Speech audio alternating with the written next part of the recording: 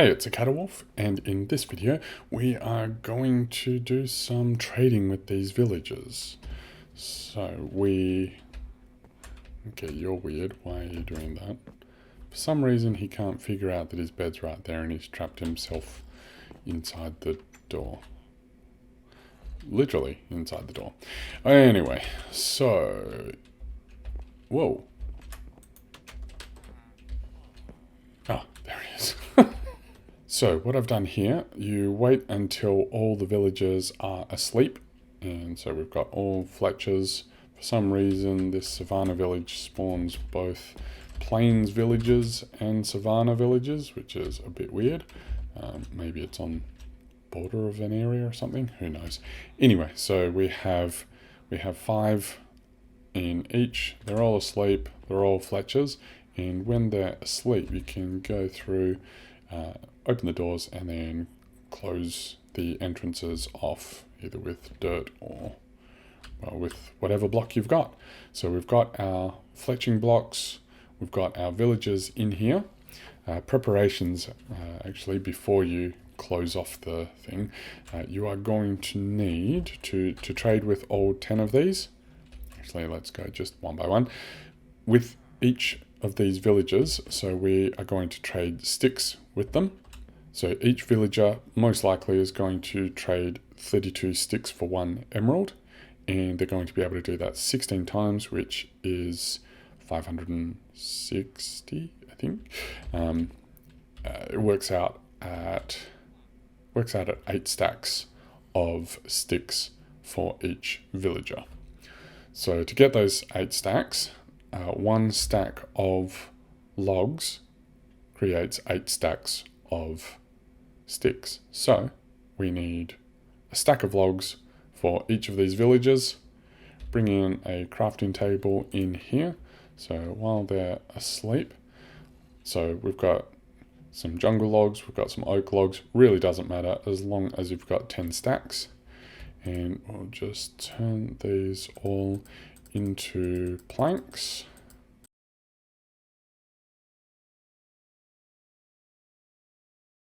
So now let's start creating some sticks. That's about all we're going to get from now. Let's sleep, and then we can trade with them in the morning. Break that one so they don't accidentally go and create another baby. Alright, so now, yeah, see, there we go. I've already seen the bed. That's awkward. Okay, let's start with this one here. So we've got 32. Trade twice, click it again, trade twice, and we're getting emeralds from this villager. And this is going to get annoying, isn't it? But, oh, don't do that. We only want sticks, we don't want ladders. Okay. Go away. You are not wanted.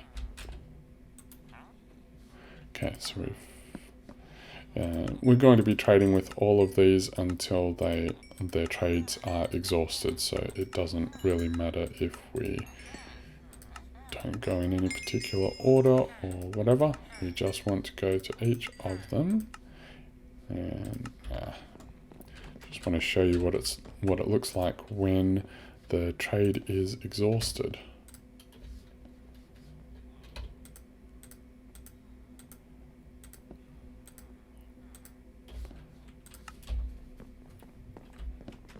Was it you?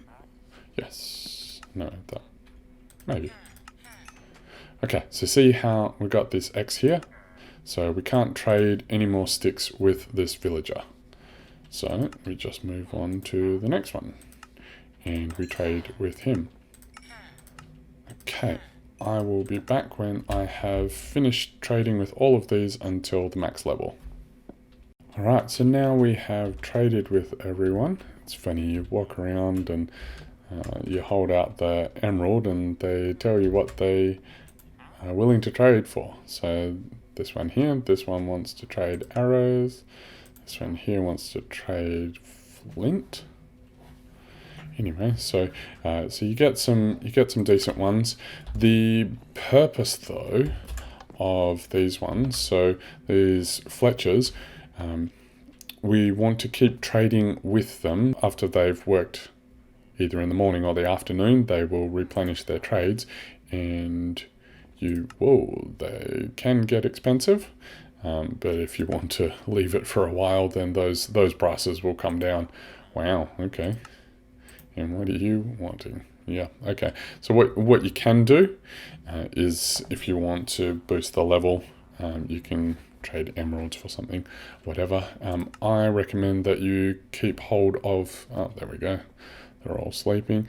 You can leave it some time, given that you're going to need to gather 10 stacks of wood every time you run through the trading with them.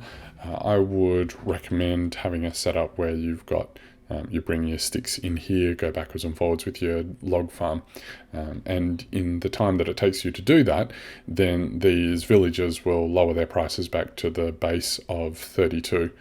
Otherwise it could get expensive. I mean, you can do it if you want, but I don't recommend doing that. One of the reasons, actually the main reason why I've gone with Fletchers and sticks rather than, say, cartographers and paper, or farmers and their various crops, is because I'm hoping that at least one of these Fletchers, when they get to their top trade, so the top trade is a special arrow. There will be you'll be able to trade emeralds for special arrows in there. Now there's a special arrow in that list of special arrows called the Arrow of Weakness that you can use for turning these villagers, for curing zombie villagers. So that's a whole strategy, etc. The only way to do it other than to use an Arrow of Weakness is to brew a potion, which requires going to the Nether and fighting blazes and all that kind of stuff. And I want to, in this series, I want to try and stay out of the Nether as long as possible. See if I can do a whole lot of stuff in farms and everything without having to go to the Nether, because the Nether can be a scary place at the beginning. But anyway, so that's why I'm going with Fletchers. Hopefully one of these is going to get Arrows of Weakness, but in the meantime, I'm going to get a ton of emeralds, which is super cool. And if the emeralds, if you can find a cleric, then you're going to be able to trade for redstone, which is going to be really useful for all your builds. And we would also want a mason to be able to trade blocks of quartz so that we can do other redstone components. So so that you don't run out of space, if you can turn these blocks of emeralds, let me show that again. You can turn these blocks of emeralds, you can turn these emeralds, 9 of them turns into a block of emerald.